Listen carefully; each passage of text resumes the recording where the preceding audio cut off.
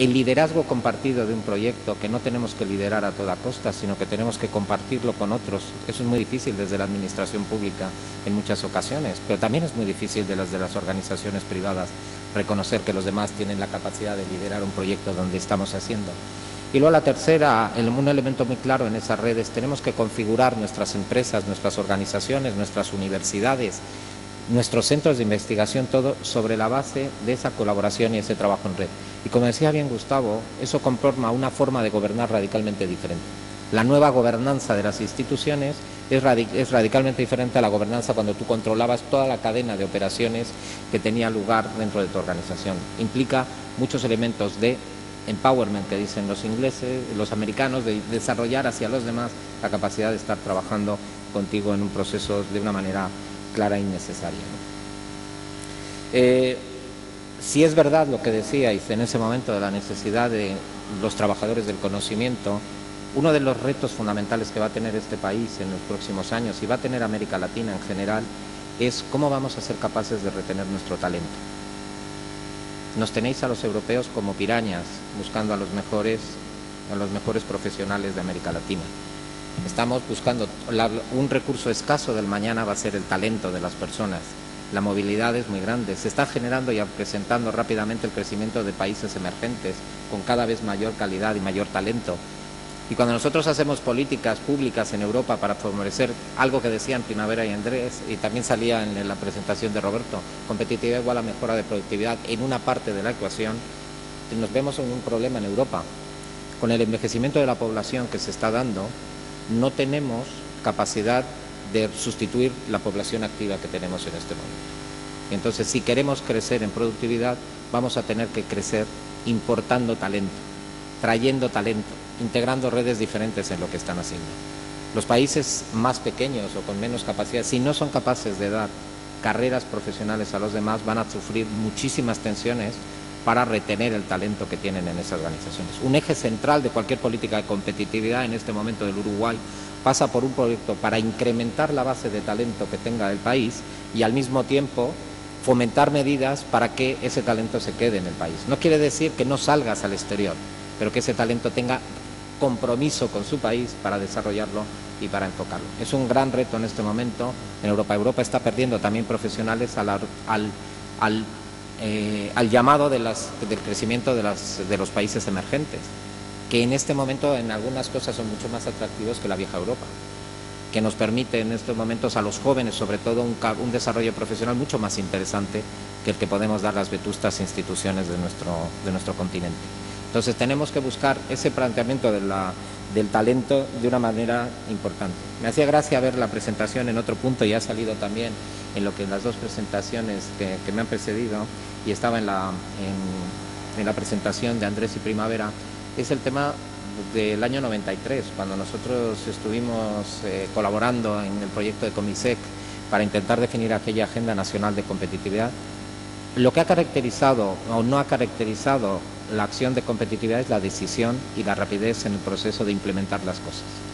Eso va a ser una calidad importante a la hora de hacer las cosas. Uno puede ser brillante estratégicamente, pero si no dota a sus organizaciones de capacidad, de rapidez y de desarrollo para probar y fallar, no hay ninguna solución válida.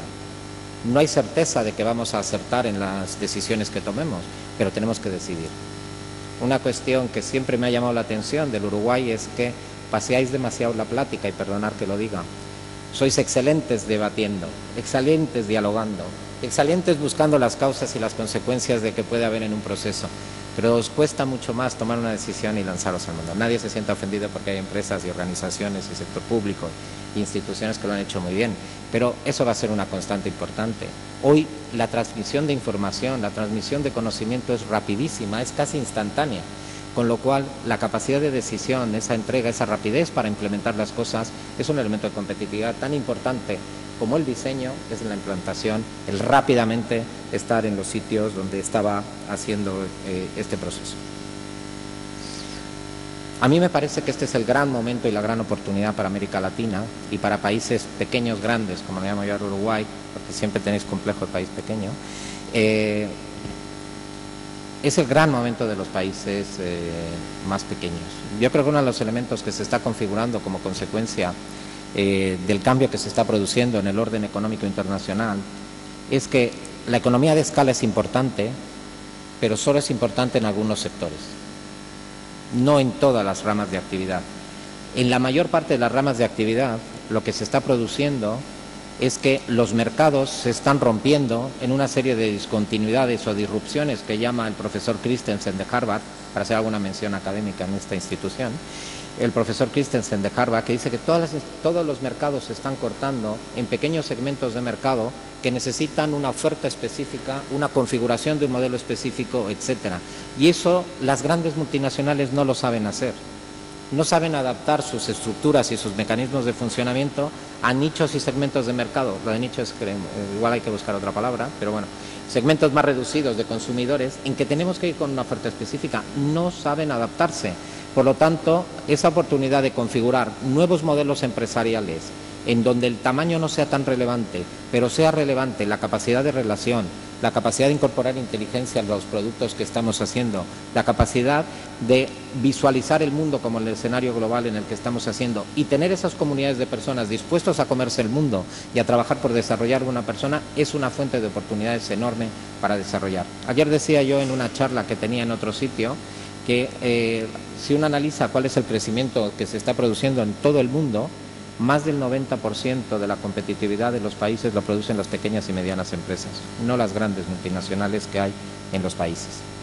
Y eso hay que tener mucho cuidado a la hora de enfocarlo. No pensemos que exclusivamente lo vamos a hacer sobre esa manera. Voy a ir terminando para proceder a la clausura del elemento de este proceso. Y a mí me parece que tenemos que intentar buscar, en la línea de lo que decía también Álvaro, tenemos que buscar una nueva configuración de la actividad gubernamental. Seguimos en todos los países y en todas las regiones usando la típica transformación, el típico compartimento estanco a la hora de tomar decisiones, cuando ya los problemas de la sociedad no son estancos. No hay una política industrial, no hay una política de ciencia y tecnología, no hay una política de empleo, no hay una política... Así son factores que están terriblemente interrelacionados.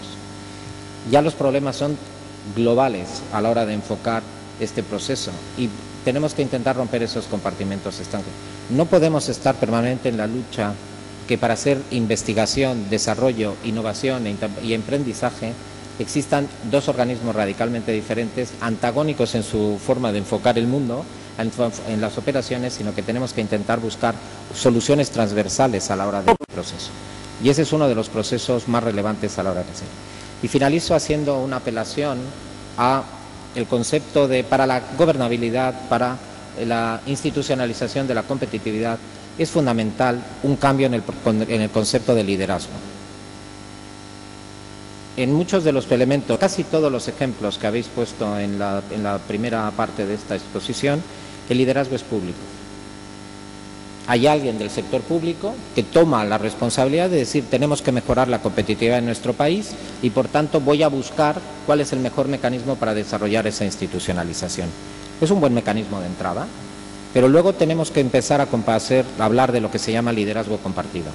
Y liderazgo compartido no es que el gobierno te invite a una mesa y participes en una mesa, des tu opinión y te vayas y le dejes el problema al gobierno. Es una forma diferente de enfocar ese liderazgo compartido. Los que nos inviten a una mesa no tenemos que ir a dar solamente una opinión y a decir ¿y de lo mío qué? Que es como vamos casi siempre los del sector privado a este tipo de cosas. Sino que lo que tenemos que hacer es intentar decir, si estamos en el Consejo Nacional de Competitividad de Chile o de Colombia o en el Foro de Competitividad de mi país, en el País Vasco, lo que tenemos que decir es, nos han llamado porque conjuntamente, entre todas las instituciones que estamos ahí, nos tenemos que comprometer en mejorar la competitividad en nuestro país. Y tenemos que dejar cosas de nuestra agenda particular en beneficios del bien común, del bien del país y de la forma de hacerlo. Muchísimas gracias.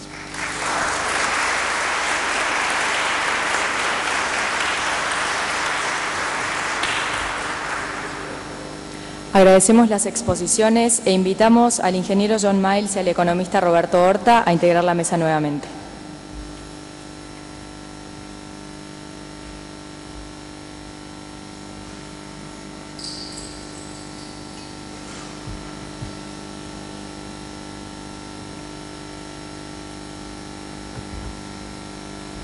A continuación, hará uso de la palabra el ingeniero químico Roberto Kramerman, ministro de Industria, Energía y Minería. Es ingeniero químico y posee diversos posgrados en economía.